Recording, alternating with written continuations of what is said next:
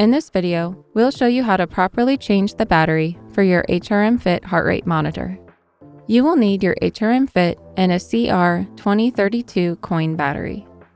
To start, flip open the center clip to locate the battery door.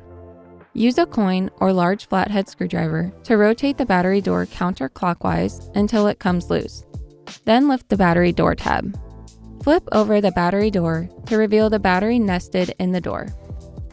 To remove the old battery, place the door on a flat surface and find the pry point. Use a small flathead screwdriver inserted at the pry point to pop out the battery. If you don't have a screwdriver, you can use a strong magnet or a piece of sticky tape, such as masking tape, to pull out the old battery. Now, wait 30 seconds before putting in the new battery. To replace the battery, make sure the positive end goes into the door with the negative end facing up. Next, place the battery door into the strap with the tab pointing away from the clip hinge. Using a coin or large flathead screwdriver, push downward and rotate 90 degrees clockwise.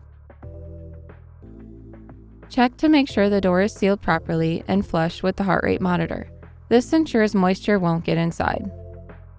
And that's all you need to know about changing the battery on your HRM-Fit.